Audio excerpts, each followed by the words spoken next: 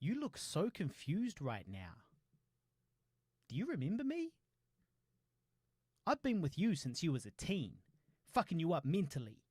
I love it, staying inside your head where the rent is free. I'm just here to make sure you keep all your crazy tendencies. Look at yourself in disbelief, struggle with your identity, stuck in depression until you diagnosed with it clinically. How's your love life? Still a trifling mess? Ninja, you 38. You haven't found a wifey yet? I mean, if I was you, would I be stressed? Y-E-S. My name is Harley Neville. Welcome along to the Guy and Harley podcast. And I'm Guy Pigden. And who's that? That was the saviour of rap, Hobson himself. Oh, fucking Hobson. Hobson's the man. He's all right. He's all right. He's the saviour of rap. If only he didn't come from a sort of a middle class Disney television star background, you know. Then he'd have street cred as well. But yeah, he was on a Disney show when he was a kid, so that's his street cred ruined. Someone told me a pretty hilarious thing about Tyler the Creator the other day. Yeah, it was a tweet from Tyler the Creator at some point, and he's like, "How the fuck is cyberbullying a thing? Just look away from your screen." Yeah. Which I thought was pretty good. Yeah, it is pretty good, except for the part which is that, you know, it's social media is such a big part of your life that you can't help it. You're going to see something, and then if you see something, you can't just look away. You've already seen it. It's done. It's done. You feel it now. You can feel that pain and misery because of that mean person on the internet, that troll. But we don't have many haters. We actually need new haters because the old ones started loving us. we haven't had that much hate recently. No, we haven't opened the troll hole for years. Well, it's probably just because I haven't been looking at reviews recently. Yeah. To be fair. Yeah. So welcome along to the Guy and Harley podcast. It's been a little bit of a while. A little hiatus there, a little impromptu hiatus.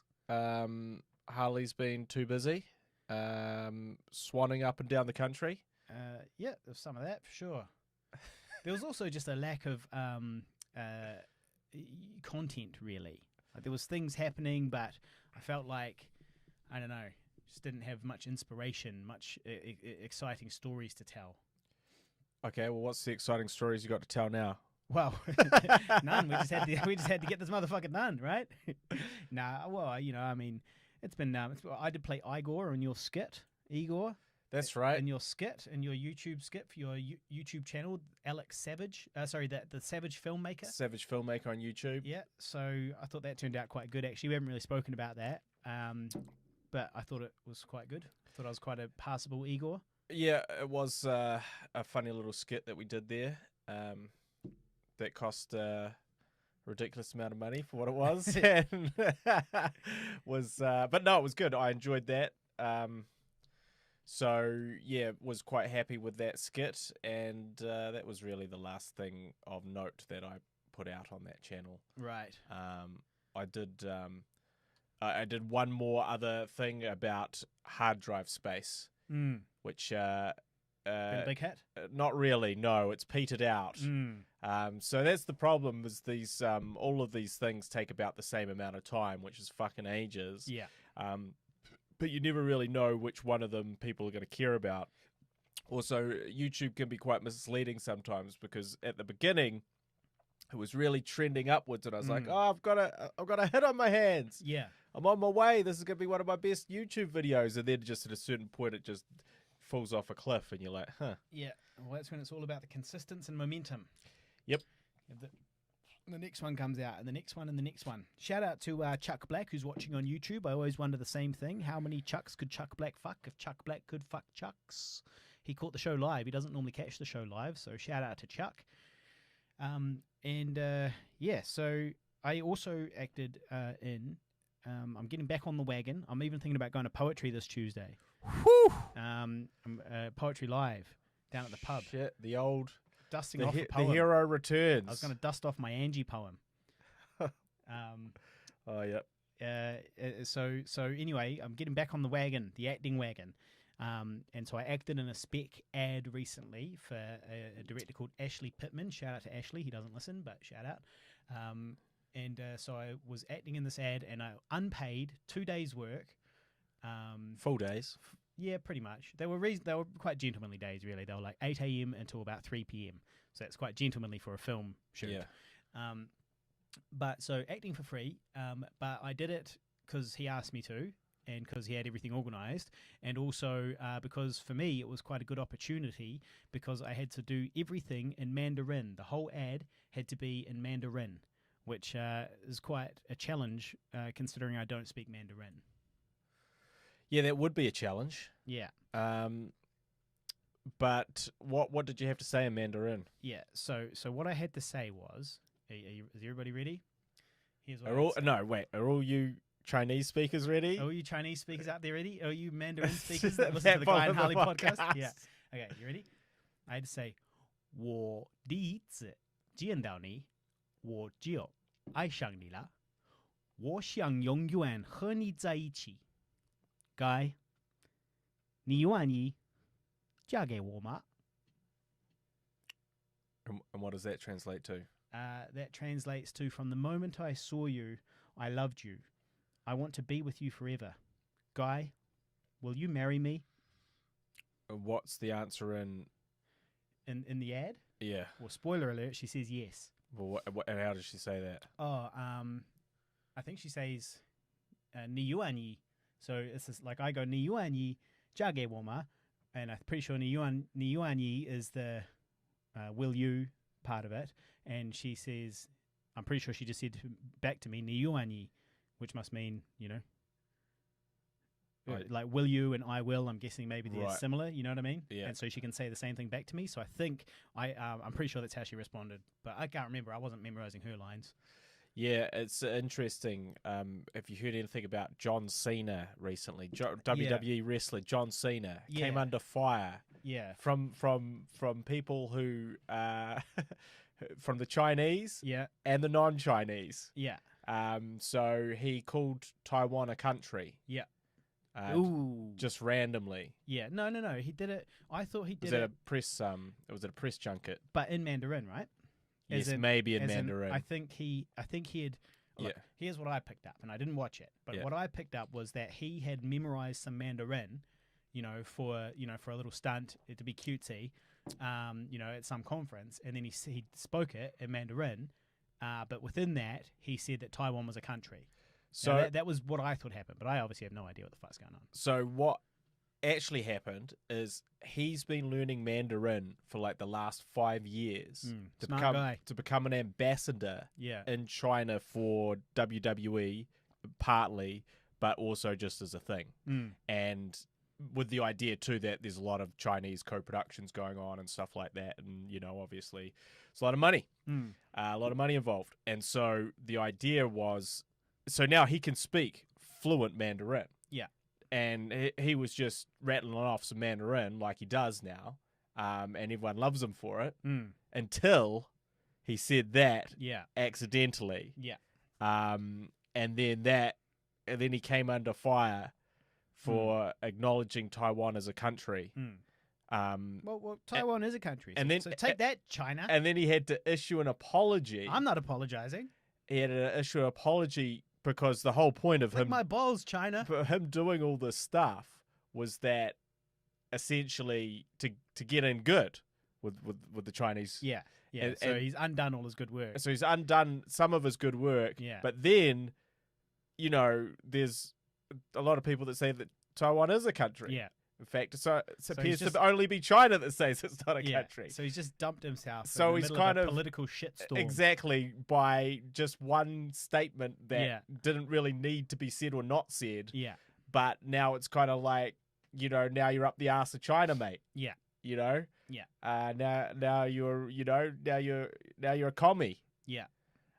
So that's what he's having to deal with. So if only he hadn't learned Mandarin. Yeah. I believe he was promoting Fast and the Furious 9 or 10, whatever they're up to. Yeah. Yeah. Well, if only he didn't make all those shitty movies.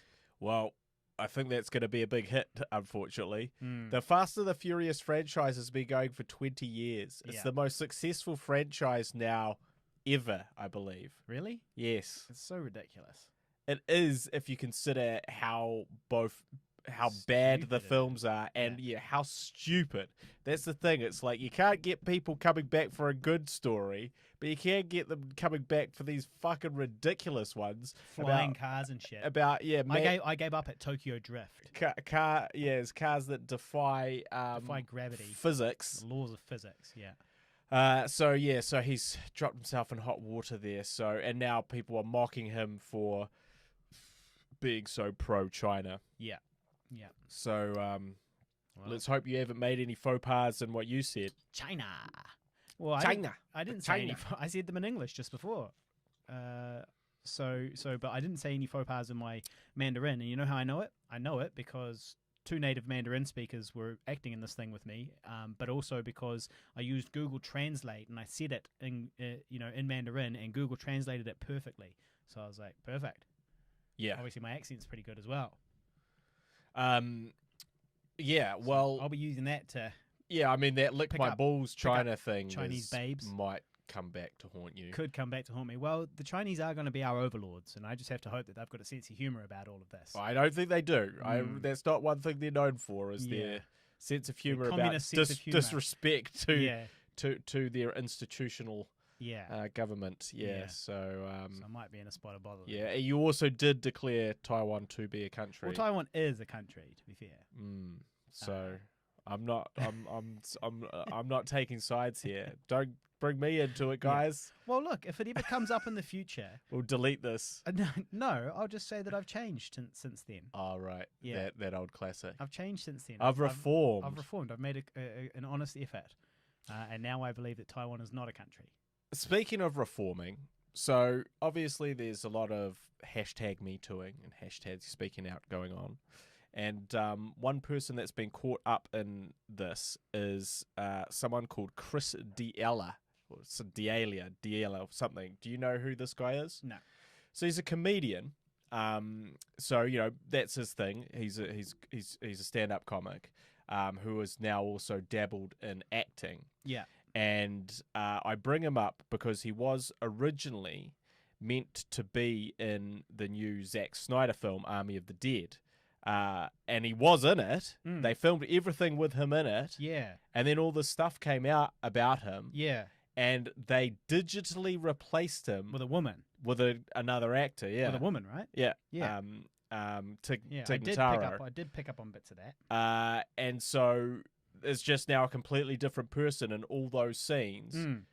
He's been replaced by her. Yeah. But the interesting thing about this is that essentially from what has come out so far about him, is he was a creepy dude, no doubt, but he didn't actually do anything like illegal. He Right. basically just had sex with his groupies in every place that he went. The rock star way. Yeah. But you know, and it was all legal, it was all consensual, blah blah blah. But obviously, a lot of them were half his age and stuff like that. But from that, Well, is he younger than 36? I think he's about 36. Because if he's younger than 36 and they're half his age, then they're under 18, you know? They're all between 18 and whatever. Oh.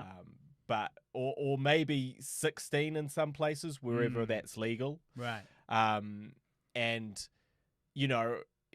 clearly now, I mean, obviously there's another element to this that, he had like a long-term partner, maybe even had a kid or was having a kid or something. Yeah. So he was cheating on his girlfriend. Yeah, in his private life. Yeah, so that's not good. But I just thought it was kind of a bit interesting that he's been digitally replaced for being an asshole. As opposed to doing anything actually legally wrong. Yeah. Yeah. You know? Well, this is what the fucking alt-right have been saying all along about these woke lefties, right? They were right all along. They were right all along. These woke lefties are taking it too fucking far. some things are getting a little out of hand, and and I always thought I was a woke lefty, but now I'm looking left and I'm seeing lots of fucking nuts down there, Now you realise you're alt right. Yeah. Yeah. So it turns out I'm alt right. No. So yeah, some things are getting a little crazy in terms of like, I don't know. People being cancelled. Yeah. People also. We better be careful. If somebody had the authority to cancel this podcast, they would have done it. Yeah. Years ago. There's just luckily just not enough people to care to create a movement to cancel us. Yeah. And also, what would they be cancelling exactly? Yeah. Shout out to our 7 listeners, viewers on the live stream. By the way, sound off in the comments, guys. Hit us up with your questions. With your questions. We'll take some. Here. So we'll take some of your cues and give you the A's. Yep.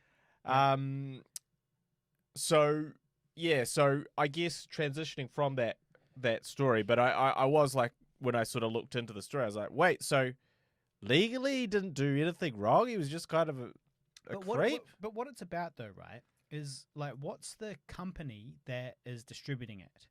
Who? Like, is it Disney or, you know what I mean? It's Netflix. It's Netflix, right? So if he's in an official Netflix thing, he does represent Netflix, the brand. And I think we've touched on this topic before in episodes where it's like when if he was a Disney star, he can't have a torrid personal life because that reflects badly on the family brand, and they, as a private entity, as a company, have the authority to say, well, we don't want anybody who's customer facing, public facing, to have any torrid, bullshit, any torrid shit in their closet, and so. So yeah, I think that's kind of actually what it's about. So it's not like he's being, sent to jail. It's that his personal life coming out doesn't represent the brand that, as they want it represented. Therefore, they're going to remove him from the equation, which they can do because it's probably in the contract. He is being sent to career jail. Yeah, yeah. Yeah. So apart from obviously them cutting out of that, he literally disappeared for like half a year. Yeah. And then issued an apology on his YouTube /podcast channel. Right. And yeah, I just think it's quite interesting because I guess for me it's like, okay, and I guess this is more guys than it is girls, obviously, but if you're a very rich, or not very, if you have some degree of power, and you kind of are offered all these things, you accept the deal with the devil and become a total asshole. That's just what you do. So, like, if we think of all the people that we look up to in this world, in this entertainment world, I feel like it's safe to assume that they're all quite bad people. We love them for the work they do and the art they create. If you dig past that surface, that veneer, into the lifestyle that has afforded them, you would probably think very badly of most. Yeah, they've been corrupted by being able to have whatever they want, whenever they want. Yeah, which is a very human nature style of thing. Absolute power corrupts absolutely. So, you can't really... or you can say you can't really blame them. That's not what I'm trying to say. What I'm saying is you can't really expect any different. Yeah. And I feel like some of these things that are coming out is like, yeah, this person was a total asshole. Let's cancel them. And it's like, yes, he was a total asshole. Everyone's a total asshole when they get to that level. We just haven't heard the stories of each of those people, to sort of identify that. And I just think that sometimes it's like, look, don't believe in don't look up to your idols in terms of the people they actually are, because you will be very disappointed, and you will be, you will take issue and exception with what they do in their personal lives. Look up to your idols for the art they create, because if you really if you deviate anywhere off there, you're going to find some bad stuff. So that's why I can't watch American Beauty anymore. Why? It's Kevin Spacey. Yeah. So it's the opposite of what you're saying. Yeah. Yeah, like, but he's extra bad. Well, you know yes, what I mean? The guy you're talking about didn't do anything illegal. that's right. Kevin Spacey's a rapist. Yeah. So obviously, I'm not defending Kevin Spacey. I'm more saying that obviously there's going to be varying degrees of this, Yeah. but almost everyone is in a bad degree. Mm. And They're all shitbags. they're all Shitbag celebrities. And yeah. I look forward to becoming a shitbag celebrity. Yeah. I've got the shitbag bit down. Now I'm just working on celebrity. You just need the power. You need that to be able to wield that power. Yeah. The promise of absolute power corrupts absolutely. And it's corrupted me already. Yeah. So, shout out to Dottie Pie on the live stream. Thanks for joining in. so a good sort of segue from Chris D'Ella, cancelization is the movie in question. Yep. Army of the Dead. Yeah. So I was going to watch that because I saw it on Netflix. I was like, this looks pretty good. And then I saw the runtime, which was 2.5 hours. Yeah. And I was like, the fuck out of here with your 2.5 hours worth of zombies. Yeah. So that's look, I've watched it, and I'm going to tell you right now. Yeah. Don't watch it Really? because anything. Well, that's it then. all that's going to happen if you watch it. Yeah. Is anger. Yeah. And frustration is going to course through your veins for 2.5 hours. Yeah. So I am going to throw out some very moderate spoilers. Okay. Nothing that's really going to ruin your experience.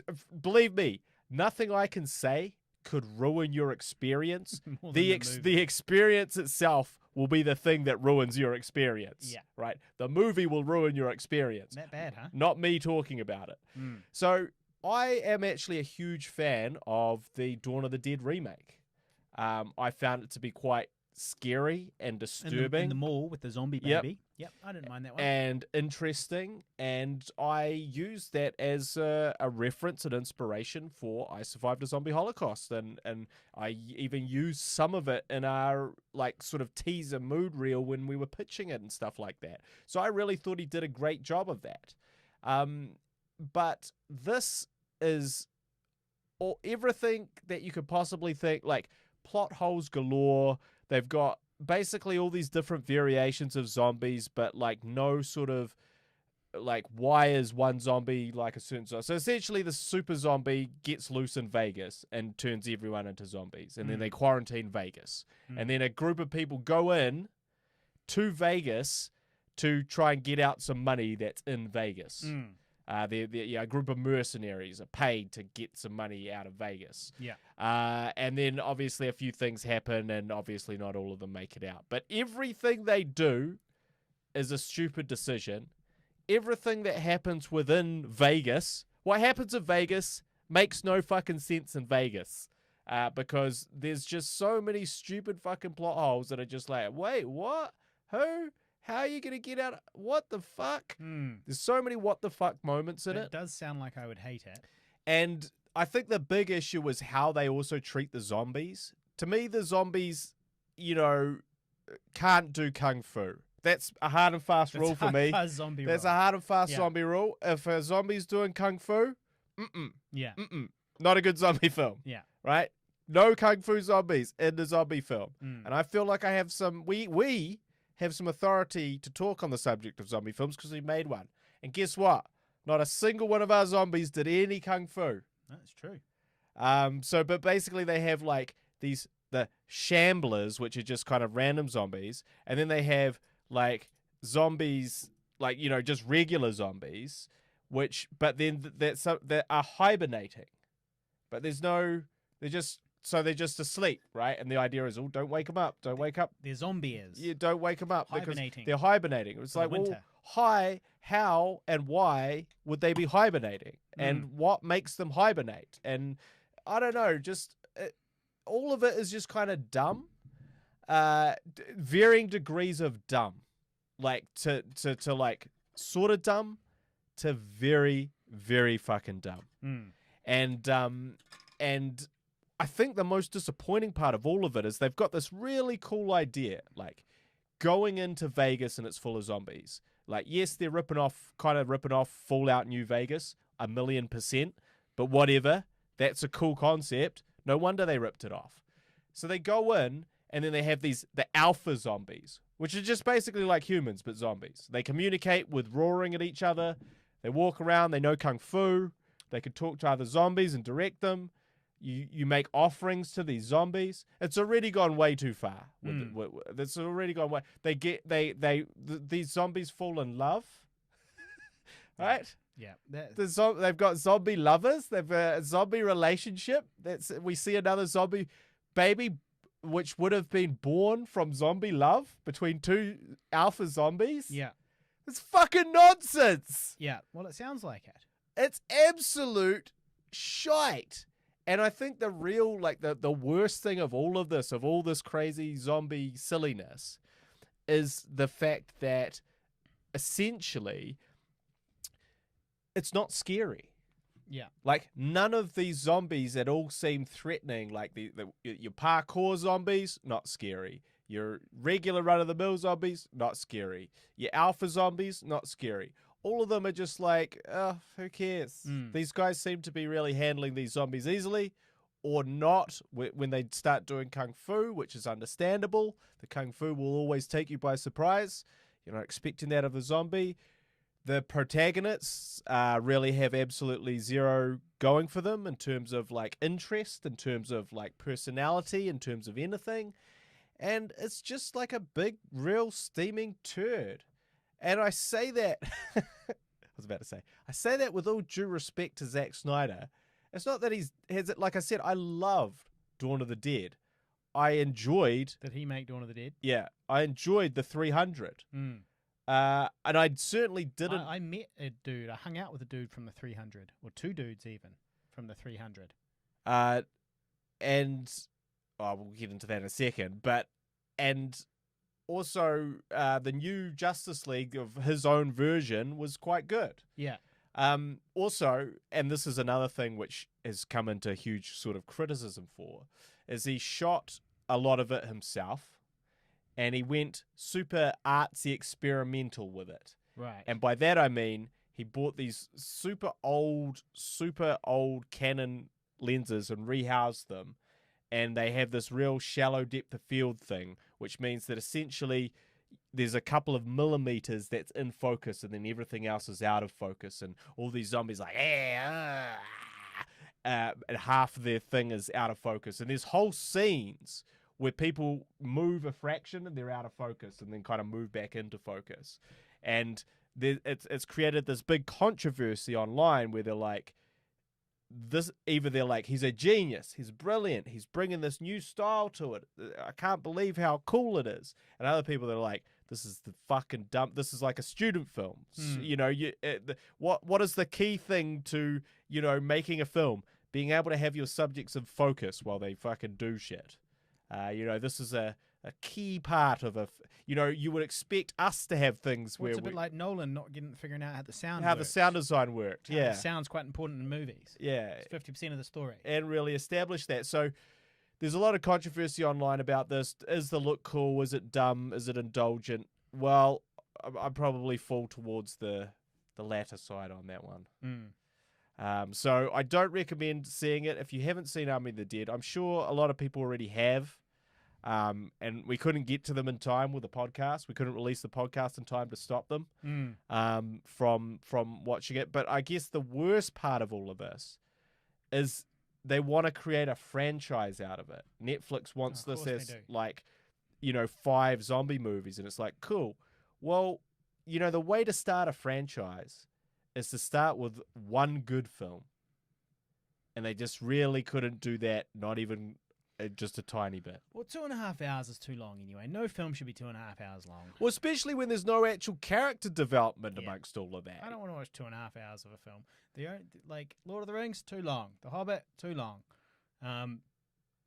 The only good ones are like Schindler's List and The Piano and stuff like that. Because you get away with 3 hours. You're dealing with some serious, weighty subject matter, which needs to be looked into with a level of detail, and precision that the runtime more runtime requires. Yeah. there is no level of detail or precision executed about these fucking zombies and the fucking zombie lovers and the alphas and the fucking shamblers and the whole thing's a shambles. So like, I don't like to call out other filmmakers on this podcast. I don't like to shit on other people's work because I don't like it when it happens to me. So I don't like doing it because I don't like when it gets done back to me. Not so much that I don't like doing it. I do like doing it. Yeah. I just don't like it coming back on me. Yeah. And in this case, I have to call a spade, and that is a bad zombie film. Yeah. Well, I won't check it out. Really disappointed because I had high hopes with the teaser, and then they released the trailer, and I was like, oh, this looks pretty shit. But hey, I could be wrong. Well, when I saw the love zombies in the trailer, I was like, ooh. Yeah. Don't know about that. Also, like, zombies kind of, like, leaping around, like, super athletically and doing, like, flips and shit. Yeah. It's just seems a bit wrong. Yeah. They're corpses. Yeah. They're the undead. Well, they're stiff. The rigor mortis is set in. Rage zombies, though. They're obviously virus zombies. It's weird. Like, all of it isn't... Not reanimated dead zombies. Obviously, there's also a zombie tiger and... Oh, right. Yeah. Zombie horse. Nobody wants to see that. I did also have an audition as well, which was for a major supermarket, and I'm waiting to hear. I had several auditions. They all went great. I got none of the roles. So you've been confirmed that you missed out on that. The New World one, the new supermarket one is I haven't heard yet. So, right. I could still be in the running on that one. But all the rest of them did not get them. Yeah. It's an actor's life for me. You just got to be, as long as you're in the conversation. Yeah. Well, it's true. As long as they're calling on you. I had to say no to an audition too because I had to fly away to gallivant down to Wellington. And I'm gallivanting down to Christchurch tomorrow morning. There's a huge flood in Canterbury, which is where Christchurch is, and torrential downpour, houses being abandoned. Yep. There's a better word than that. Evacuated. And that's where I'm flying to tomorrow for some reason. So I'm going to be flying down there. So here's hoping the landing isn't too bad. This might be the final episode of the Guy and Harley podcast. That'd be quite shocking. If it's that bad, yeah. So that's what's happening there. Well, we should address this question from Jared Murray on the live stream. So thank you, Jared. Nice to Jared Murray, hear from present. you. Guy, present. Harley, present. And Jared Murray, present. So, Jared asks, any updates on the family worth mentioning? So, well, there are updates, and I've already had a brief conversation with Jared about that sort of thing. But, this is big news for the podcast. We haven't really broken any of this news on the podcast. But we have, in fact, been offered some money to make another feature film. That feature film being The Family, which is a horror film about a cult, which myself and Amy Patterson wrote and developed in 2019 and 2020. But no, 2019. It was pre-pandemic. We don't count the pandemic year. So it was last year, really. But we have been sort of in discussions about the potential of making this horror film for a quite low budget. Yeah, very low budget. And so what we've been doing is kind of negotiating, well, what would that look like if we had that budget? What would it look like for us? Would we have any chance of making back our money? Not our money. What would it do for our careers? Would we have any chance of making money? That's not making back our money, because they would be investing potentially, unless we chose to jointly invest with them, which has been one of the options suggested. And it's a real interesting conversation. It's because, once upon a time, to be offered any amount of money to make a feature film, you would leap at the opportunity. You would say, that's it. We're off. we're off to the races. We can't wait to do this. But at a certain point, when you've made a couple of feature films, the allure of making a low-budget feature film is not quite as great when you've already been down that road. You know how hard it is. You know how long it takes. Or not so much long it takes, but that's the problem for me, is how long it takes. See, to me, I'm not worried about how long it takes. I'm more concerned with how far a certain budget gets you. So when you only get a certain amount, then, when you get a certain amount of money, it's like, what does that mean for you as you make it? Like, what does that afford you? What can you do with that? And when the budget is low, the answer is, well, fuck all. Yeah. And if the answer is fuck all, it's like, well, okay, so we know it's going to be tough. We know it's going to be a very hard, difficult shoot. We know that we're going to have to call in a lot of favors, and we know we're going to have to sort of really, invest all our sort of time and resources into that. And, again, if this was your first feature film, you would do that without question. When it's your third feature film, you're like, okay, well, maybe is that really the best move, or is that the sort of the wisest option, especially if that budget, or not so much the budget, but if it is not structured that you can't sort of reap rewards from that at the end of it. Because, essentially we've been specializers in making low budget things, and although they have certainly afforded us new and interesting opportunities, they haven't necessarily, you talk about filmmakers and the lottery ticket mentality, which is whatever my next thing is going to be that 1 in a million thing that goes to Sundance or, Tribeca or Toronto, and it gets picked up and it gets sold for lots of money, but it also, gets you an agent, gets you a big film, and you're working in Hollywood. Now, that has not been our experience so far. That has not been exactly our experience in making independent films. And the more realistic mentality is, it's just one step in the thing, and hopefully it can provide rewards and opportunities, but it's just one little step. It's not, we're in Hollywood now, we're, all those people that, of course, there's all those success stories, which we all point to, but all those success stories are the sort of minority, not like they're the 0.1%. The 99.9% are people you've never heard of before that made a little feature film called Older and I Survived a Zombie Holocaust. You haven't heard of that person. He's not in that. He's in the 99.9%. So our sort of considerations are quite great in terms of, should we do it? Can we do it?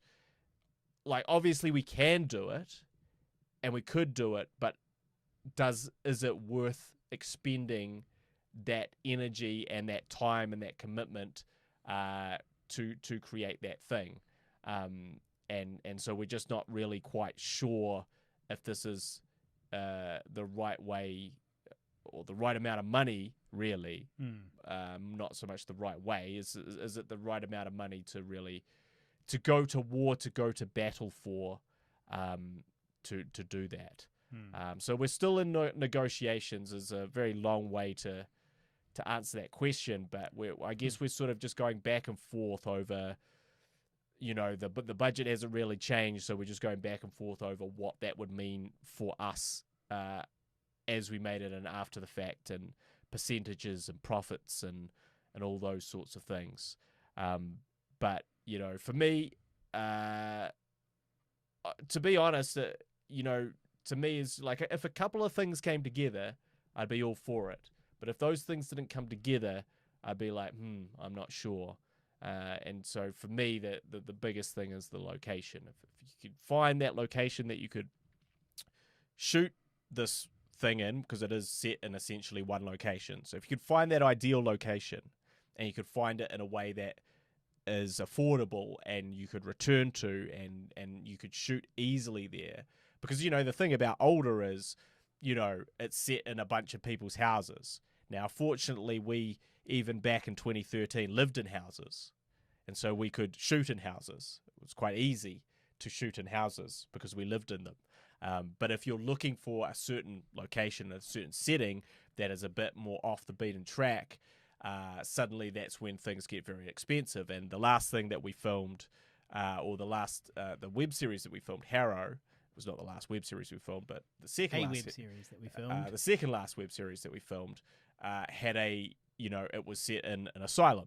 And, what we found is that it's very hard to shoot in an asylum and to shoot affordably in an asylum, more specifically, if you happen to find an asylum. So there was many layers. So to me, that's one of the sticking points, regardless of what we managed to negotiate in terms of, because you have to think about not just yourself, but, if the film were to make money, who's it making money for? Because obviously if all these people give you their time and expertise for free, you hope to be able to reward them at some point. There must be some level of, if we succeed this much, then they will get all those things that they didn't get at the time of filming. So all of those things are playing into that conversation at the moment. So the answer is there's no updates, Jared. It's a pretty big update. We're going back and forth. We're going back and forth. We're just not 100% sure on what the right thing is, and also whether we can make it work in what they're offering us. I think that's really it. Can we make it work, and is it worth it to us for what they're offering us? Well, my big concern is that for that money, it's going to be slow. It's not enough money to make it fast. No. And so my big concern is, well, we're 38 now. It was Guy's birthday the other day. We're both 38 now. And so realistically, we're going to be 43 when this comes out. And it's like, is that really the right project to spend the 5 years on? That's what I'm concerned about. Is this what we want to be looking at for the next 5 years? And then when we're 43 releasing it, that's the thing. I feel like we need to choose really wisely what we're going to do next if we're going to spend half a decade at a time on projects. Well, I guess I don't quite see it that way, because all films kind of take that period of investment. So you've got to choose which ones you want to make. You've got to choose the ones that are going to give you the best opportunities. Yes. And I'm not sure if this is that one. Right. For 5 years. Right. That's where I'm like, like if it was a 6-month opportunity, I'm like, cool, well, absolutely.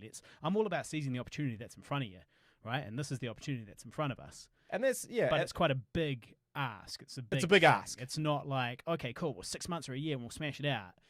It's like, cool, well, 5 years, Yeah, I mean, obviously you try and, I think that's the thing, is you try and put things in place that will avoid it taking that long, in the back end, because it's really the post-production, I think, is the hard part, because the problem is, like, yeah, you can the shoot, like, you can, like, shooting is hard, shooting is really difficult, but there's no shortcut of hours in the edit. There is just no shortcut to the logging of all that footage, to literally just going through it and labeling it, to syncing the sound, and then to looking at it, and then trying a scene, and then revising the scene. There's just no shortcut, and in my experience anyway, and I'm talking features, specifically, and that's from the documentary that I'm just finishing up now, to older, to the zombie film, is that, you essentially have to have someone sit down there and do it just for a very long period of time. And if you can't pay that person to sit down for a long period of time, then you exponentially push that out, because they're not sitting down and getting it done. As in the time, the hundreds or thousands of hours it takes them, just has to be spread out over longer. And, if you think about like if you just kind of spitball off the top of your head and you go, you pay an editor on a low budget horror film, you pay an editor $5,000, right? So let's just say that the editor is very frugal and he's only using $750 a week, you know, that accounts for like 6 or 7 weeks. 7 weeks. Yeah. Right. Now that's got him to, you know, not that far through the process, not in my mind anyway, Yeah. and not if he's also being asked to log all the footage, sync it, and label it first before he gets even going on that stuff. Well, plus all the ongoing changes, which always seems to happen as well, which is that, you know, once they get something put together, it's then got to get refined by you, the director. Yeah. And there's a bunch of back and forth, which lasts months and months and years, just to get little things, you know, adjusted. And so, yeah, to me, that is the kind of the sticking point, is that with the budget that we have, that we've been given, we don't have much more than that to give an editor. If we don't have that much more than that to give an editor, how can we get the editor to get through all the editing, you know, without us running out of money and him then his time no longer, or his or her time being extended? So that, you know, that's a question. So Jared, I hear you say you're putting your hand up to do the editing amongst your full-time job and family. Well, we can discuss that. As long as you get it done in the 6 months. Yeah, 6 months. 12 months maximum. So yeah, so we're sort of, that's to me what I sort of think about. Those two things, I guess, location and editing. Because there is some things they have offered us some things that would be quite handy in post, which we can utilize, which, you know, then save us money. But it still doesn't kind of get round that whole editing business. Yeah.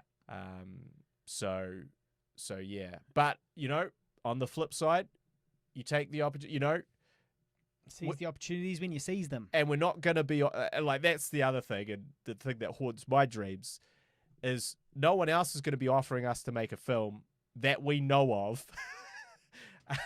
anytime soon. So we're essentially choosing not to make a feature film in this period of time. No, but we're choosing to, because the plan would still be to do something, to stay active. Yes. So, but you're just using that time more wisely on projects that are actually going to not take 5 years and will. But you're definitely choosing show returns, not and be to less investment. But you're choosing not making a feature film and not replacing it with making another feature film. Yeah, but you are if you've got a business plan. So you know you say no to this particular one, and then you create regular short form content for a little while, concentrating on that business, get that income, that passive income, the YouTube revenue, the merchandising, all those things, and then once you've got that momentum, you've got more money and a refined workflow, and then you can make a feature film way quicker. And so that would be the thing to do. But I think a lot of those things like that is several years of work. No, it can be 12 months of work. Concentrate on it for 1 year and get the channel up and running. 12 videos at least, and plus some vlogs and bits and pieces.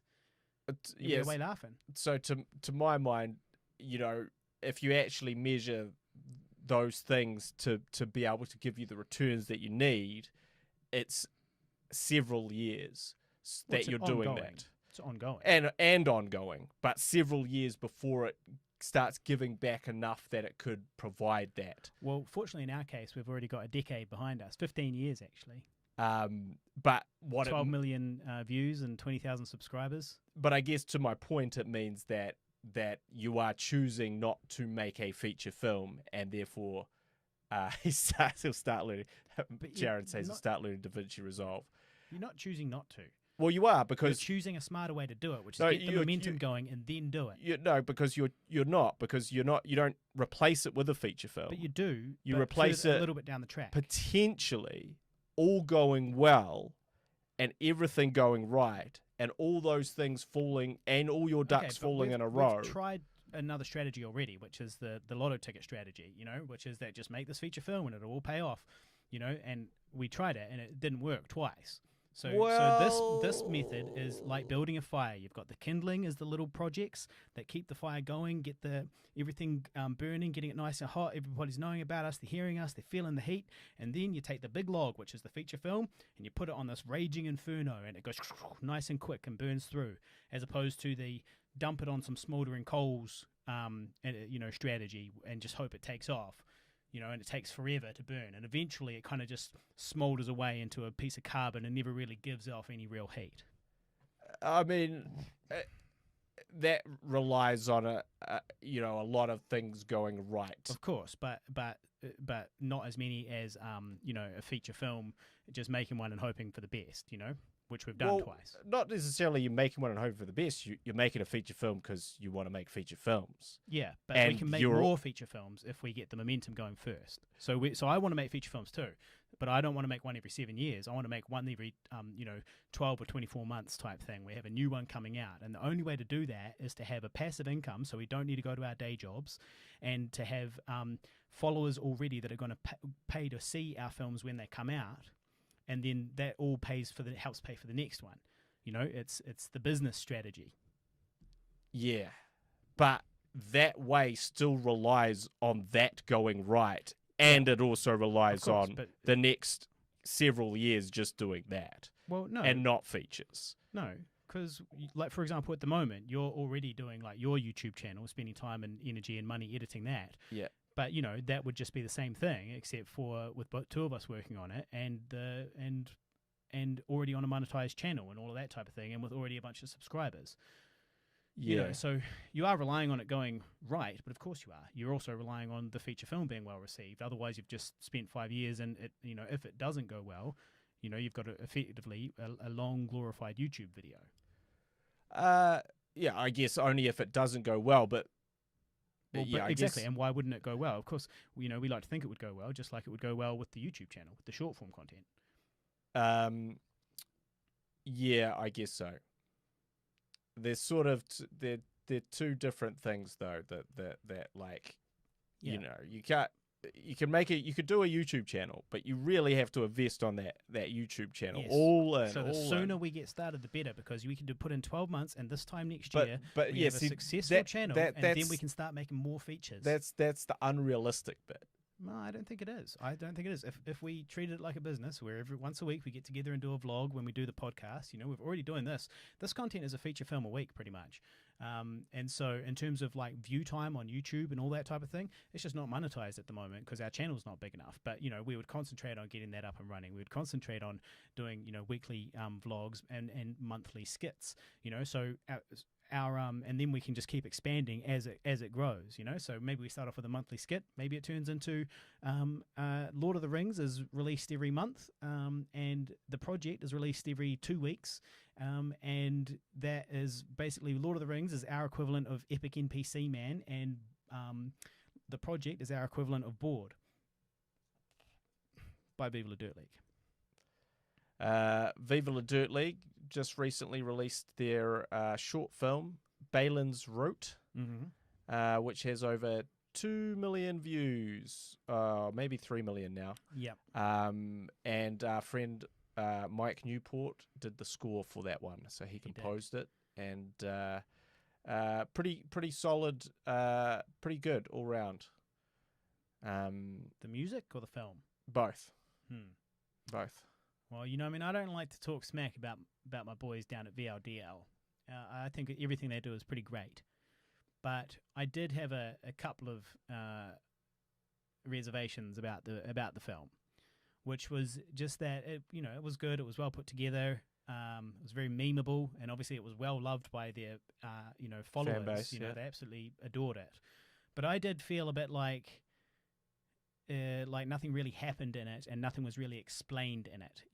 So basically it follows this NPC, a non-playable character called Balin, and he's a fisherman, and he can only say one thing, which is "Morning, nice day for fishing, ain't it?" And that's fine, but maybe not for a whole film. And then, but for whatever reason, and it's never explained, this NPC within a gaming world is just like basically invincible and can fight off like hordes of sorcerer orcs and all sorts of stuff. and kind of just for no reason. And like that's fine because it's a silly world and things are just fun.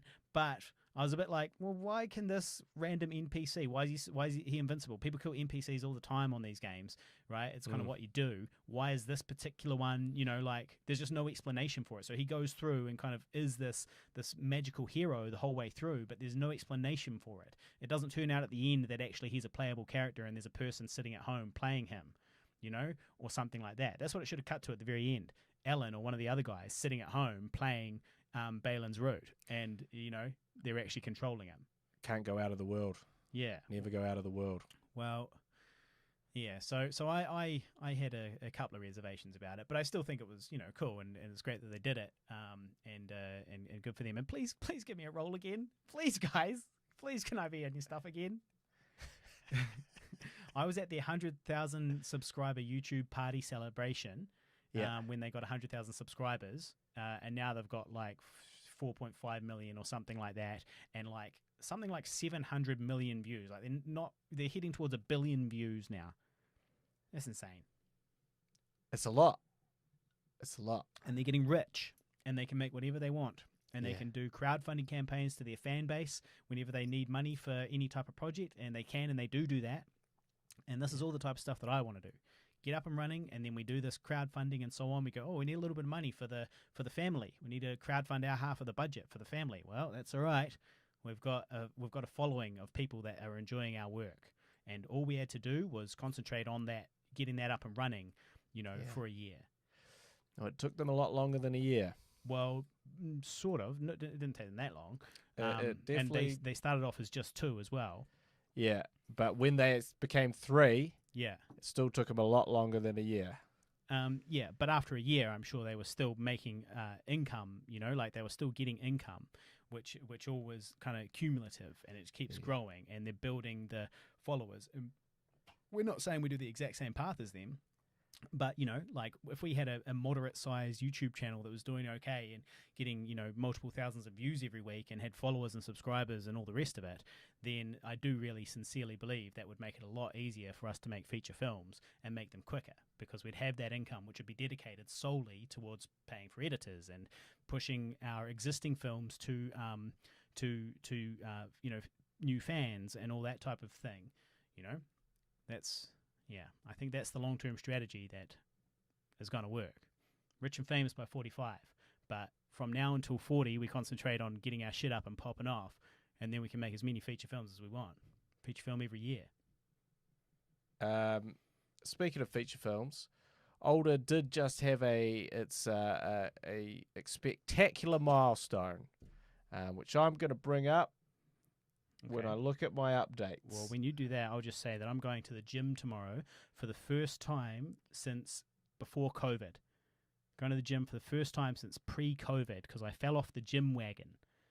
And then the gym wagon rolled back and parked on top of me. So, wish me luck with that. So you haven't been to the gym in a year and a half? Yeah. Basically, since I injured my back, I went to the gym a couple of times after I injured my back, and then COVID hit. And then I was like, well, I'm not going to the gym where everybody's sweating, and panting. And so that was that. I was out of the gym, and now here I am, a lardy piece of shit. That's a long time not to go to the gym for. Yeah, well, I made up for it slightly by having a couple of kind of physical jobs, but I've stopped working at those physical jobs quite a lot. We've been working at those very often either. So, yeah, I gotta get back in the old gym. So 9:30 a.m. tomorrow morning, I've got myself a class. What class is that? TRX. It's all like weight training, like pulling on the, like body weight training, pulling on the, ropes and doing stretches and so forth. A couple of shout outs here, which are Tommy Schwela. These are people who hit me up. They were like, during the hiatus, they were like, guys, what's going on with the podcast? There's no podcast. So Tommy Schwela, thank you, Tommy, for the reminder that we need to make an episode. Your Truthologist is our latest Patreon supporter. Shout out to Your Truthologist, who also slid into my DMs with some great suggestions. And every time she messages me, I'm just kind of busy, so I haven't been too great with the chatting. But shout out to Your Truthologist. We did have a few chats. Tracy, that's it. Yeah. Yep. Cookie. Mark Cookson, shout out to Cookie, and also Richard Lambeth. Thank you, Richard, for reminding us to get back on with it. And Nico Medill, a.k.a. Medildo. Thank you so much for the reminder, and thanks very much for tuning in. Now, I had a bit of feedback from Medildo. Yep. Which was he didn't actually say that I didn't actually ask him if I can use this on here, but he did say to me in a message, referring to the podcast. See, I rewatched episode 179. And it was quite a good episode. And I was talking to him about that. And he said, talking about my rants about the system, and he said, yes, I do enjoy a good system rant. And then we were talking about, us, our dreams and this podcast and so on. And he said, I always enjoy the podcast anyway, but there's something there is something to listening to your friends. There's something to listening to your friends' dreams being crushed and then discussed. But I believe you guys will make it. You guys are hustlers and you're good at it. But yeah, so there is something to hearing about your friends' dreams get crushed and then discussed. It makes you feel better because life hasn't worked out quite the way you expect it. And that's not necessarily Medildo. That's just for all of us in general. So, it humanizes the sometimes tragic experience that we all must live through.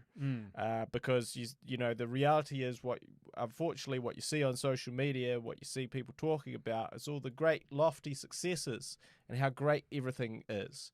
And, while that is cool, there's nothing quite like relishing someone else's deep failure at a certain thing and just going, yeah, that's right. It ain't all roses out there, is it, boys? No. It ain't all fucking roses. So the numbers are in. For our first quarter online, really our first 2 quarters, Older has been watched over 300,000 times across its streaming platforms. 300,000, and that's probably closer now, but I'm only speculating. Closer to 500,000 now. But I didn't want to say that in case I was really way off base with my calculations. But I know that it has definitely been streamed over 300,000 times. Not bad. That's not bad. So, and that's, we also did get it released in, we paid for the subtitles for it to be released in French and Spanish-speaking territories. So there's a whole new world. If you're tuning in from anywhere French or Spanish, go along and check out Older on Tubi and Amazon Prime. Well, definitely Amazon Prime, hopefully Tubi as well. And so, yeah, go and check it out. Or just go to olderfilm.com and there's a link there that says buy and click on one of those links. One of them will work for you. But that is quite cool that it's now gone off to those territories. So hopefully there's a big influx of viewers. I've been meaning to message one of my Latino friends and be like, hey, does this link work? Can you actually watch this in, with Spanish subtitles? Right. Because we haven't checked. We've just been told that it is available. I think I did check one of them. But how would you check it? Like you use a VPN and then go to like Latin America? I just went to. I know you can turn those subtitles on. Right. So the subtitles are definitely there. Yeah. And so then we need to check if somebody in Latino countries can actually watch it, though. Yeah. Yeah. Now I am just looking for something. Well, while you look for that, I'll also mention that I weaseled my way into the newspaper again in one of my ridiculous publicity stunts, which really just fell in my lap. And so I got interviewed for stuff.co.nz because I'm single and investing. And so they wanted to talk to me about money. And for some reason they thought of me, New Zealand's leading bachelor. And so they, it's called One versus Two: Prospering While Single in a World Set Up for Couples. And it's on stuff.co.nz. I'll share it on the Facebook page, facebook.com/GuyandHarley. But yeah, I just thought I'd mention that. It says, it opens with, while the official statistics show singles of all ages are less likely to be satisfied with their incomes and also less likely to own their own homes, Aucklander Harley Neville isn't convinced he's financially disadvantaged as a single. And then it has a quote from me. As a bachelor, I feel like I have a lot more money than when I had a girlfriend, says Neville, a freelance film and television professional. I spent a lot of my money going out for dinners and going on road trips, he says. Nowadays, as a bachelor, my expenses are much lower. So yeah, that's all about. See, there is a silver lining to being a lonely loser, is you don't spend your money going out and having fun. And you can get on a stuff A stuff article. So you'll be featured in a stuff article if you can't have a relationship with a woman. If a woman is unwilling to have a relationship with you. If there are any women out there that would like to have a relationship with me, just slide into my DMs. Just find me on Facebook or Instagram, Harley Neville. The answer is almost certainly yes. Yeah, it's not. You don't have to worry about rejection. It's pretty much a guaranteed yes. So just slide into my DM, ladies. I can't find my memory. It was a hilarious memory from 9 years ago because it was my 38th birthday. So I was reminded by Facebook of my memories on that day. What was I doing on this day on Facebook in other years, in years prior? And this particular memory was based around us shooting pickups for the zombie film. And we were basically, I just sounded like a fucking tosser. And I really wanted to punch my past self in the face when I read this memory that I'd put on Facebook 9 years ago. And what was it? Well, basically, I was like, as the clock struck midnight, I was busy filming Zombie Madness, living my dream. What better way to usher in my 29th year than to be doing what I set out to do in my 19th year? And many thanks to some of the people that have wished me well on Facebook. Hashtag lucky. Well, apart from the hashtag. Hashtag fuck off, mate. Yeah, fuck. Nah, look, the 19 and 29 thing, that was pretty good. It was just the hashtag, the misuse of the hashtag. No, it was that naivete that was what amused me about it. But also I was like, oh, fuck off, mate. No one gives a shit. Was my sort of assessment of of that post. Yeah. So Speaking of nobody giving a shit, I bought €1,000 worth of crypto with my OnlyFans money. So who's the hairy loser now? Sorry, it's gone down in value since I bought it. So so that's good. But I own it, and let's just assume that it's going to go up in value one day.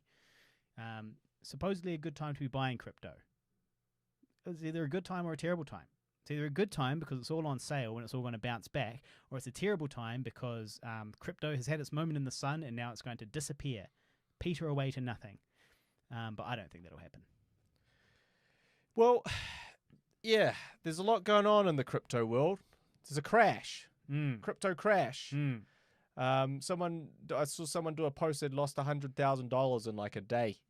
But when they say lost, they've only lost it if they sell it. So it's just they've missed the opportunity to gain 100,000 by selling yesterday. But they haven't actually lost the money until they sell it today at a loss. Yeah. So as long as they think that it's going to bounce back in the future, then they've just got to diamond hands that shit. Hold on. Yeah. Well, I mean, that also brings us to our next agenda. You're making yourself an NFT. Is it an NFT or an NFTs? What is it? A non-fungible token, NFT. An NFT. Yep, an WTF NFT. It's a NFT, and so what I'm going to make it. So I So here's the plan, right? I've got this meme, the half hairy meme, which I'll post on the Facebook page, facebook.com/GuyandHarley. If you haven't seen it, just go out and Google half hairy Harley Neville and you'll see it. It'll pop up. Half hairy Harley Neville, you'll see it. So it's a meme. It's out there. It does continue to be shared. A lot of people have seen it. Millions of people have seen it. A version of it got on the Ellen show. It is out there, but it's not really a mainstream meme. Like people have taken it and modified it and so on. It is by definition a meme, but it's not like a really, really well-known one. And so I am that, and I can never figure out how to monetize it. I've got all these people online seeing my face, and I don't get a cent out of it. Some people are even using it to make money by, creating ads. So using my image for free. And well, have you really explained what an NFT is? Well, we're getting there. Okay. And so I wanted to be able to monetize this, and the only way I could find to do that was OnlyFans, right? That's been very good. I've made about $4,000 on OnlyFans so far. It's good shit. Hairy Instagram is what it's like. But then these things came along, NFTs, non-fungible tokens. And so a fungible token is like a dollar note. You can give me $1 and I'll keep it, and I owe you $1, and then I come back later with a different dollar and I give it to you. That means that token is fungible. It doesn't matter which one you get, as long as you get your one. Whereas a non-fungible token would be, say, the Mona Lisa, of which there's only one. So if you give me the Mona Lisa and I come back with a copy of it, you're not going to be happy. It's non-fungible. And so what you can do with these Ethereum blockchains is you can create these non-fungible tokens out of digital content, and you can only ever make one. So my image, I can only make one NFT out of it. And then that's it. It's a piece of code type thing, which I then say I've got the only one. It's like a collectible Pokemon card. And this is the only NFT of this image. And then I say to you, hey, do you want this? And then you're a collector and you buy them with Ethereum, which you probably got for nothing anyway. And I get Ethereum in return for giving you the sort of this piece of code which says that you officially own it. But as I understand it, you don't get the copyright to it. You just effectively get like a one-off collector card, but it's not a copyright to the actual image, I don't believe. And then in the future, if you sell it again, I always, in perpetuity, will get 10% of every sale for the rest of time. So, I might sell it once today for 5 Ethereum, but you might sell it for 100 Ethereum, and I'll be kind of gutted, but I'll still get 10 Ethereum out of that, for nothing. And this image already exists on the internet. It's already been out for 7 years or something ridiculous. It's no skin off my nose. So what I've done is I've contacted a PR agency, and this is top secret because they were like, the PR agency was like, well, don't go public with this. Don't post about it on social or anything like that. Don't talk about it on your podcast. Don't talk about it on your podcast. No, but this is a scoop for the podcast listeners. This is why they listen, for the inside scoops. Now these so this PR agent, I've spoken to her about the possibility of her helping me run a PR campaign for my auction, because you auction off these NFTs. For free, basically doing it for a percentage. So I give her a percentage, which is yet to be agreed upon, of the sale. So, potentially, if we sell it for a lot, because, these people have been selling their NFTs for like $500,000 US worth of Ethereum. So Disaster Girl did it. That other guy that's like permanently stoned, they call him like 10 guy or something like that, but it's actually like, so it's a guy who's like always, he looks like he's stoned. Too high guy, I think they call him. And so yeah, and he's selling his one, and other people are selling all their memes for literally hundreds of thousands of US dollars. So I was like, well, I got to get in on this shit. Might as well try. So especially if she's going to do it for free, so she might get 10% of $100,000 for a 1 week worth of promotion. Yeah, it's an interesting thing, this whole NFT, because I still don't fully understand exactly why anyone gives a fuck. Yeah. And I do think, well, they think of it as a store of wealth. Yeah. Like owning the Mona Lisa. You buy it, you hold on to it, you sell it later, it's actually worth more. To me, it's one of these things that can go either way. Yeah.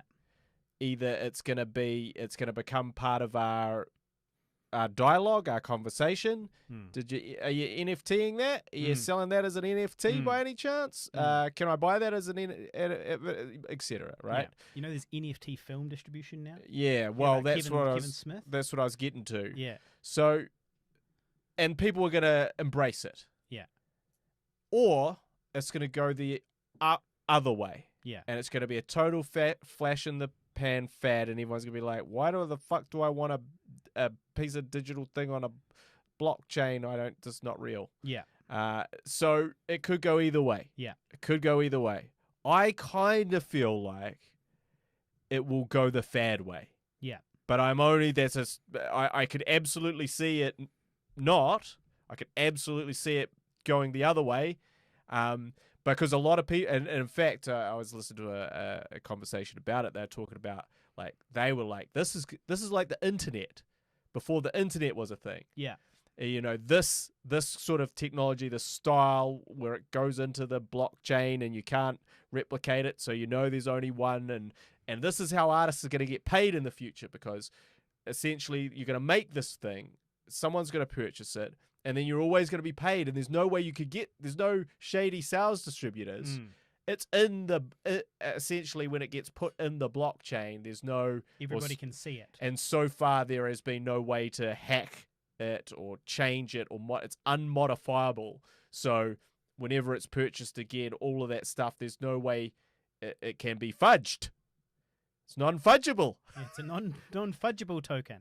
Therefore, it represents, in theory, a way for artists to kind of make unique things, and then, just, to me, the part that doesn't compute is that it's kind of like, it's just some data, potentially. Yeah. But so is everything nowadays. Like, the money in your bank is data. It's data, yeah. It's just ones and zeros, right? It's just a piece of code somewhere that says that, and the difference between you and the homeless guy, you walk in and buy your smashed avo for breakfast, and the homeless guy can't do anything, and the only difference between the two of you is these, bits of imaginary code on a computer somewhere that you don't even know where it is, So it's not a huge stretch from money. Like, money in itself is a human construct that only really works because we all agree it has value. Yeah. So, you give me $1, it's just a piece of paper. It's not actually anything. It's not useful for me in any way, but we all believe in it, so that's why it works. So as long as people believe in NFTs, it's like it's like Neverland and fairies. It's like fairies. Every time you say every time you say you don't believe in an NFT, an NFT dies. Another NFT dies. Another artist loses money. Yeah. Yeah, another artist loses money, exactly. Yes.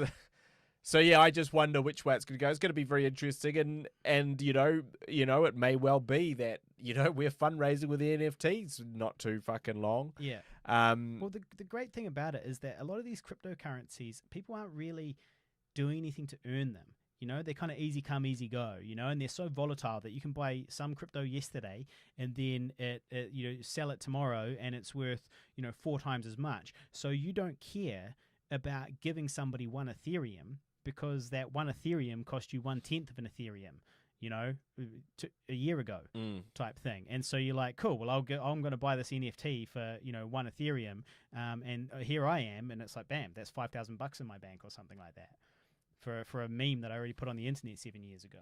Yeah. So you never know, I might get fucking rich. Yeah. Just what I need is the meme to go off more. I need the meme to be more recognizable. Yes. Because, it's like, who's going to pay for it if they don't really care? If they haven't really seen it, if it's not a popular meme, then who really cares? So I sort of need to get that meme popping off and then sell it while there's a bit of hype, know? So that's kind of the goal with the PR person, right? Is to try and get a bit of hype, get this meme shared, I'll go and get follow-up stories, because I was already in all these newspapers and stuff, and Herald and all that stuff years ago when that meme got on the Ellen show. So I'll go back to those same reporters. I'll just email those same reporters and be like, hey, how about a follow-up story? And then plus the PR agent, and hopefully we can get this meme popping off, and you never know. I mean, I doubt Kiwis are going to buy it, but it still can't hurt. Can't hurt to be, getting that free publicity. Yeah, I'll be interested to see how that all progresses. I do think it is interesting for filmmakers and filming and film funding, and the way that you could potentially raise your money, which is what Kevin Smith has done for his new film, or is doing. Yeah, so I don't really understand that, though, because he made the movie and then he sold it as an NFT. Yeah. So that seems crazy to me, because he's made his movie, and then he's like, I'm going to sell this as an NFT. Yeah. As an auction, which means I can't control the price. Yeah. Maybe he's got a minimum. I'm not sure. Yeah, I think he's got some stipulations on it. Yeah, but he does say that you don't have to release it. You don't have to release the film. No. So he said you do have to release it. that's not what I read. What I read was he was like, yeah, so you can do what you like with it. You can not release it if you want. What I heard was the opposite. That part of the purchase of it is they've got to release it had to come out. It couldn't be like that Wu-Tang Clan CD. So Wu-Tang were doing NFTs before NFTs was a thing. Yeah. Because they made that one album and they put it up for auction. Yeah. And some dude bought it for like $5 or $7 million.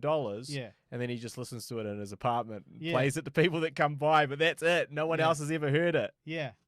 Well, Wu-Tang were ahead of their time. Would he have the copyright, though, to even be able to release it? You know, he probably can't release it. I'm not sure. Yeah. If he purchased it outright, he would. Yeah, but still, 7 million is not bad for an album. You know, like between 5 guys. Well, no, that's they the make thing. an It's album. between like 9 or 8 guys. Yeah. Or something. Or it depends who you consider part of the Wu-Tang Clan. Yeah. Like Well, officially. Still pretty good though. If you know, like even if they only got $800,000 each, that's still not bad. But I think that's Wu-Tang Clan's Achilles heel as a group.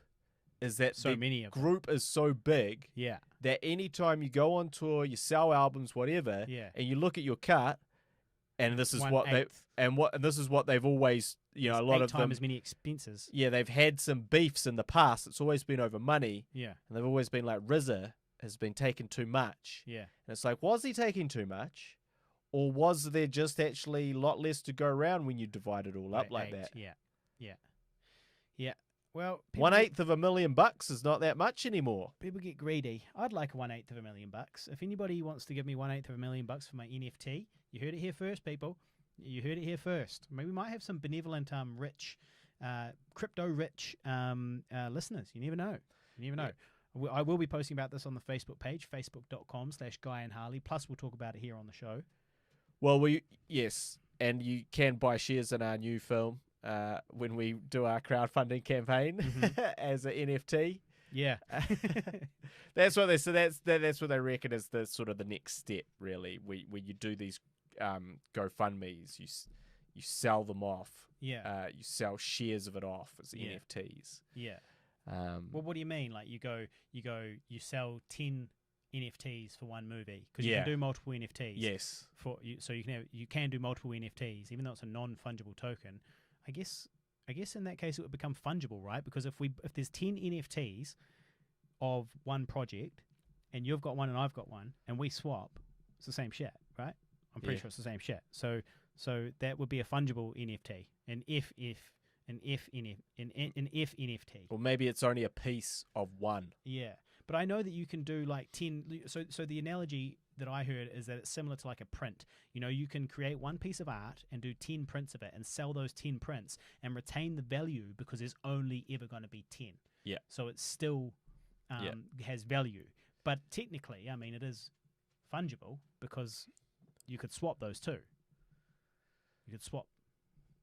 Yeah, well... it's a fungible, non-fungible token. The blockchain. Yeah. The fucking blockchain. Yeah. Yeah. I am going to Tokyo in July, right? Well, you think, for the Olympics. So far I am. As far as I'm aware, it hasn't been cancelled yet. And I do feel like I'd hear about it reasonably early if it had been cancelled. The Olympics in Tokyo currently, as far as I'm aware, are still going ahead. And all of my plans are still going ahead. All of my shit's been booked. My isolation for when I return has been booked. I believe my return flights have been booked, but my flights there haven't been booked. And so it's a promising sign. Yeah. But anyway, I'm going to Tokyo for the Olympics as far as I'm aware. And so the other day I went and got my first shot of the COVID-19 vaccine, which was nice. It was fine. It went all good. And I've got the second one coming up. No adverse side effects as yet. Still don't have autism. If I do get it, I hope it's the kind that makes me good with numbers and like details. Hope that is the kind of autism I get if I get it from the vaccine. But what was interesting was that I had to jump through a bunch of hoops to get this like early early vaccination because it's not actually rolled out publicly in New Zealand yet. Yep. It's just for special people within, at-risk societies. First it was like border workers, and then after border work and medical workers, and then after them it's like people that live with them, and then after them it's like people at risk or something like that, high risk people. And I'm way down the list. But what was interesting was I walked in, I got my paperwork, and then I showed up at the vaccine site, and I was like, hey, yeah, I'm here for my vaccine, and I've got this email, to prove that I'm, allowed to be here. And he was like, oh, yeah. Didn't care, didn't even look at it, So I could have just walked in there and pretended, basically. It seemed like I could just go in there and get the vaccine whenever I wanted, without even, jumping through all those hoops. So security was a little lax, is what I'm saying. Yeah. So if you want the vaccine, just go and get it. Just walk in. Because I did pre-book an appointment, and then I got there, and they're like, "Oh yeah, there's been a glitch in the system. We didn't, because you did it. I did it through the district health board instead of through the vaccine people." And so they were like, "Yeah, we didn't receive any of those bookings through the district health board. So you just have to sit down and wait." But I didn't even have to wait that long. So you could just walk in there, say that you had an appointment from the DHB, if you even had to do that, and just get this vaccine for free and nice and early. So if you're a believer in taking vaccines from high-risk people and taking those away from people that really need them, you should go and do that. They've extended their state of emergency. We are now, at the time of recording, it's Sunday the 30th of May. Mm-hmm. They have extended it till June 20th. Yeah. And when do you leave? I fly on July 21st. So you got 1 month for them to clear up the state of emergency. Yeah. But the state of emergency is not in... Oh, that's in Tokyo. Oh, no, this is an inoculation centre, though, for people getting vaccinated. But last I read, the issue was not actually in Tokyo, though. It was in, like, Osaka. They had, like, a breakout. The order is to remain in place in Tokyo. Yeah. Osaka. Kyoto, Hyogo, Aichi Fukuoka, Hokkaido, Okayama, and Hiroshima. So, yeah, but it doesn't look too promising. You're right, it doesn't look too promising. It could all go tits up, and that would be a damn shame because I have set aside all that time in my schedule, and I was really kind of, in terms of my income this year, that was a notable chunk of my income that I was like, cool, well, I know that I've at least got this money. Plus, it was going to be it is going to be amazing on my CV to say that I worked on the Olympics as a broadcaster. Yeah, well, I hope it all clears up for you. But I do really think they're dicing now. Yeah, it's coming down to the wire now. Well, luckily, there's billions of dollars at stake, and when it comes to billions of dollars or people's lives, one of them always wins out. Wasn't one of the things of like, because currently vaccinations are not compulsory. No. And one of the suggestions was like, well, shouldn't they just vaccinate all the athletes? Yeah. I mean, that would be a good first step. Well, that's why I'm vaccinated. I know.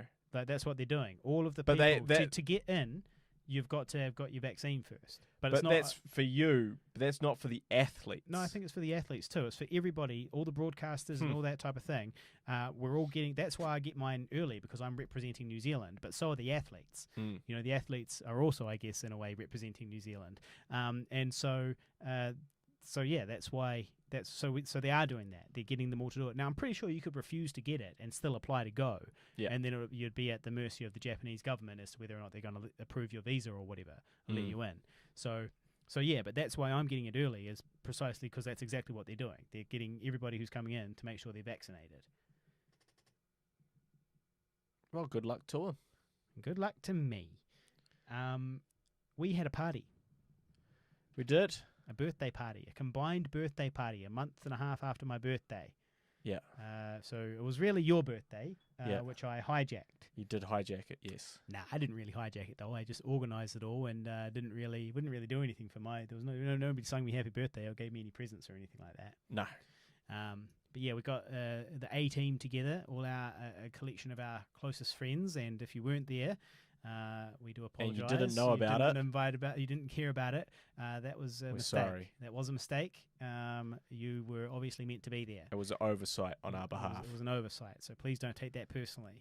And just slide into my DMs a little more often. and we'll remember you more.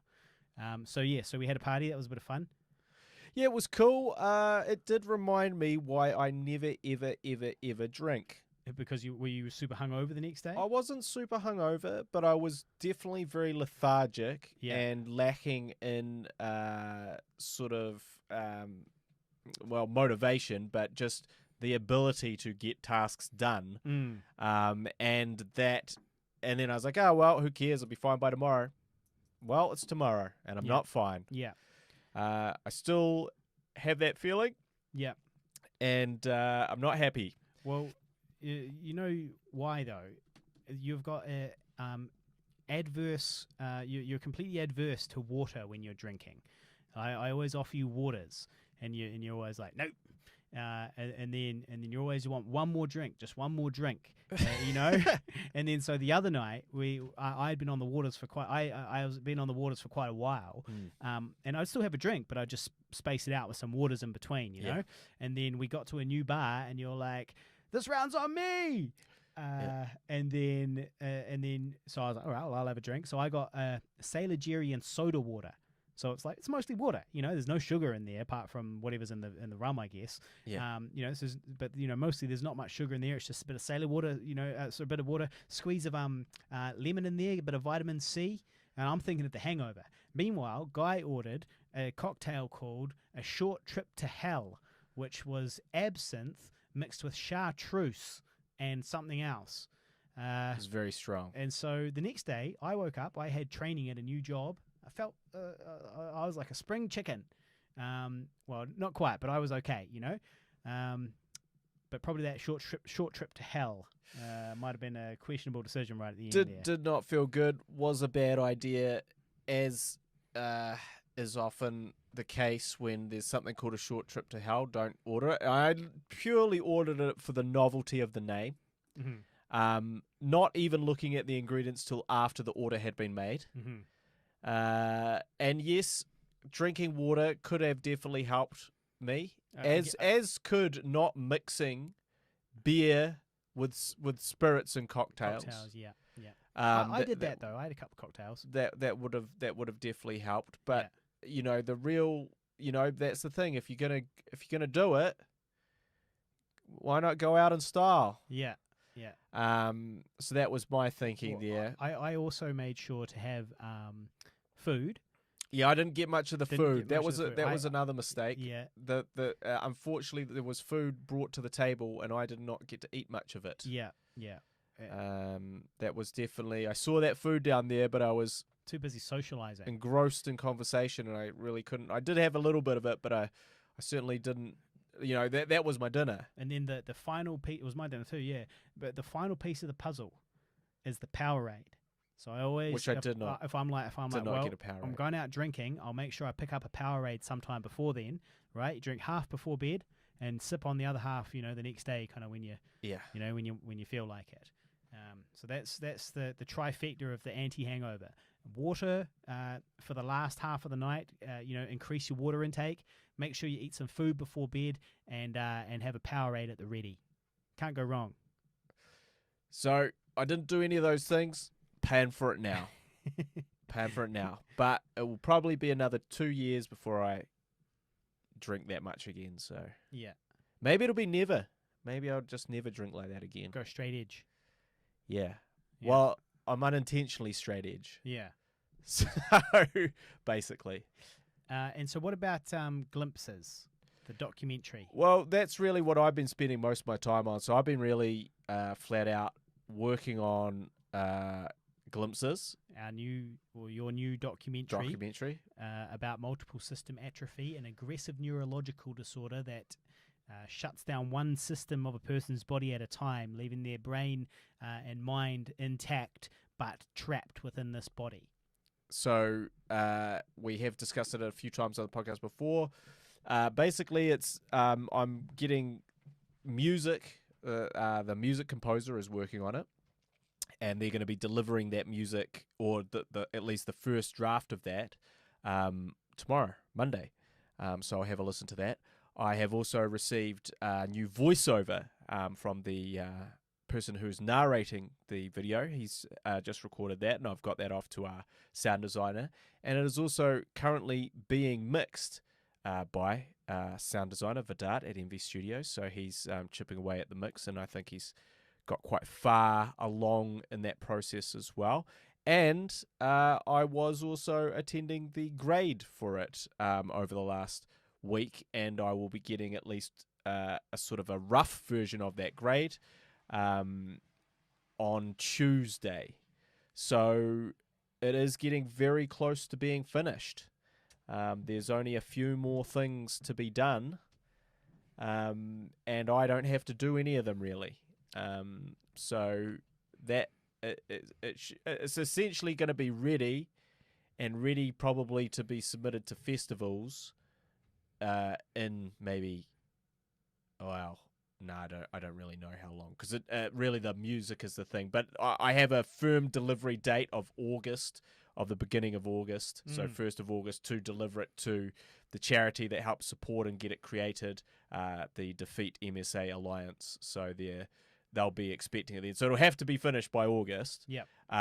Realistically, it might be finished a little bit sooner than that, but I think it's going to be a big hit these things do take time. within the medical documentary scene. Within that very specific scene. Yeah, but I do. I think it will be well received within that very specific scene, which is what you want, a passionate niche. You know, people want it to succeed because they want to raise awareness about this affliction, which has affected them and the people they love. And so I feel like, it could actually, have legs. Well, I did ask someone, I did ask a documentary producer, and I was like, so what should I do with this now? And he was like, same thing you do with your narratives. And I was like, really? He was like, yeah. I was like, so it's exactly the same? Yeah. And he was like, yeah. And I was like, so I just submit to festivals. Yeah. And he was like, yeah. Yeah. And then hopefully you'll get something from that. Yeah. And I'm like, really? That's it. That's it. Yeah. It's fucking it. Yeah. Sadly, we did get rejected for the Doc Edge Festival, which I thought we would had the opportunity to get in. Yeah. And I was a little bit perturbed by that result. Yeah. I wasn't entirely happy with that. So they go on the blacklist, the extended blacklist. Well, again, and I believe we've actually mentioned this before, but I think it's kind of hilarious. There's a very high chance that I will be filming the Doc Edge Festival. Yeah. I will be filming the event that I should be attending, screening my film, but I won't be screening my film because I've been rejected. Yeah. However, I will be filming, and maybe not me specifically, I'll be filming them, and people will be interviewing all the successful people that got picked over me, and I will be there sweating my balls off as a cameraman, going, oh yeah, how's it going? What do you do? Oh, I'm a filmmaker too, actually. Oh, anything I've heard of? Older? Oh, no, I haven't heard of it. I survived a zombie holocaust. Oh, I've heard of that. Haven't seen it. Haven't seen it. Well, I actually also making a documentary at the moment. Oh, yeah?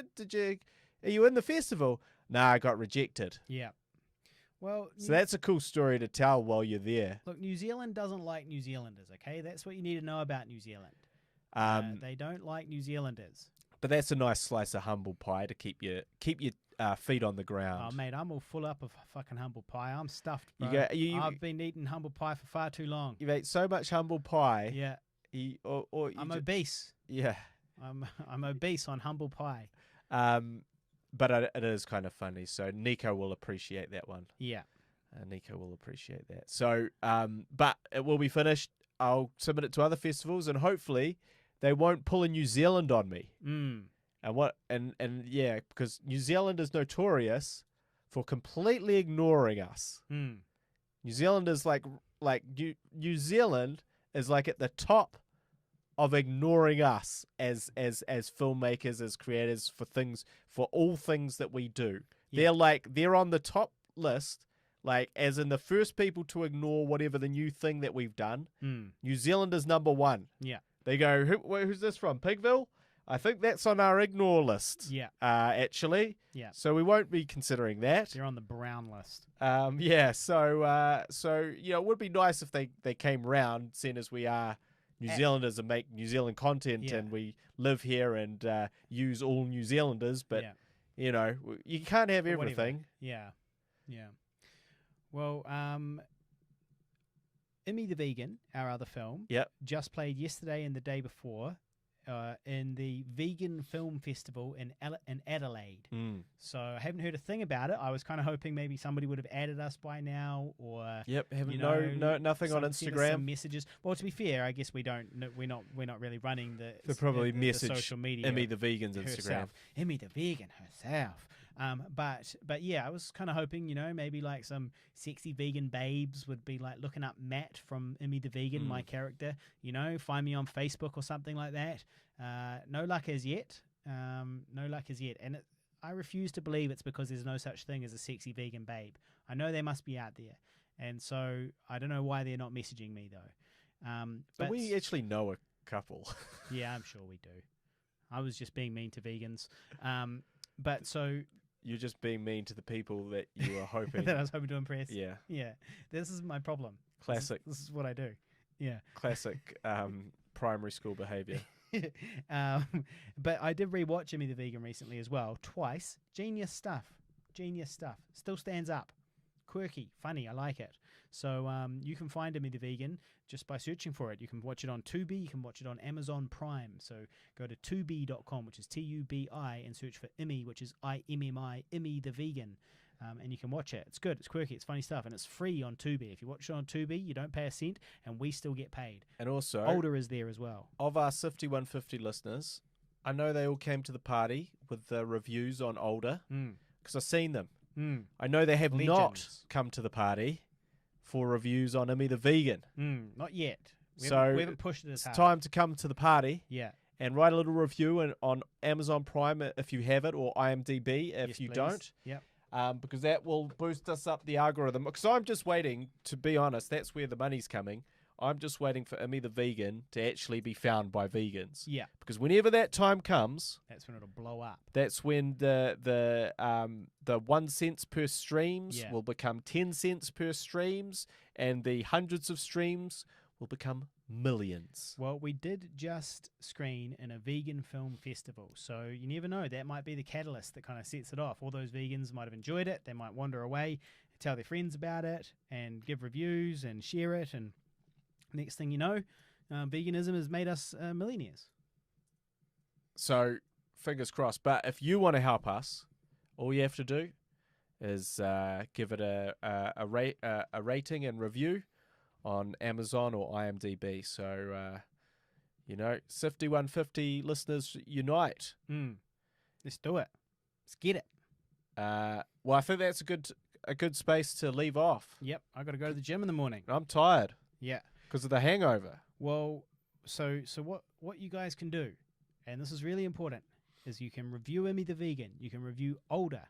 You can review I Survived a Zombie Holocaust. You can hit like right now if you're watching on the live stream. Please hit like down there and subscribe if you haven't already. You can find us on Patreon, patreon.com/Pigville. That's a great way to support us. You can check out Guy's new YouTube channel, The Savage Filmmaker. And these are all great ways to help us. And you can find us on Facebook, facebook.com/GuyandHarley.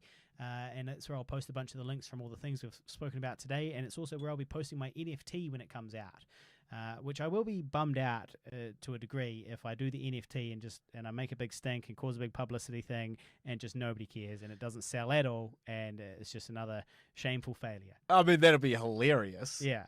Well, But yes, I could see how that would be also very depressing. yeah. Well, I'm a little bit apprehensive, you know. But, there's a lot of humor in that Yeah. scenario playing out in that way. Well, it did play out already because you remember that I auctioned off space on my hairy chest and I had a big publicity stunt. After I was on the Ellen show, I auctioned off space on my hairy chest to shave your logo here. Yeah, that's right. Here spelled HAIR. Your logo here. I vaguely remember that. Yeah, and it was a big publicity stunt. I was in a bunch of papers, and got a bunch of stories, and I was all over Facebook. But the auction only went for about, I think, $450 or something like that, which was going to charity. So I mean, it's not the end of the world. I gave that money to the Orangutan Project to help save the orangutans preserve their natural habitat in the bush, and so it was for a good cause. But obviously I was hoping to raise thousands of dollars. Yeah. And it was kind of egg on my face that I have to raise a few $100s, and then the logo that got put on my chest was for the orangutan project. And the TOP was the Orangutan Project, but it looked like TOP, the political party. There's a political party here called TOP, so it kind of just looked like I was like really big on this political party or something like that. So that one didn't really work. Where I fucked up though is that I shouldn't have done one auction where you have to pay thousands of dollars to get your logo here. I should have done more of an auction where it's like you basically can buy for $1 one follicle of real estate on my hairy back or body, so you give $1 to this charity, and you get to own officially, and I give like a digital certificate which gets emailed out to you, which goes, you are hereby the owner of hair number 4694 located on the lower mid back of Harley Neville type thing. And you sell like hundreds of those. Maybe that would have worked. Maybe just people don't like your hairy body. They don't want anything to do with it. But as mentioned, you've got to seize the opportunities that are in front of you, right? That was the opportunity that was in front of me. I had just been on the Ellen show, so I was like, okay, cool. Well, I've got to strike now. I don't particularly want to do all of this, shamefully, embarrassing myself on the internet again.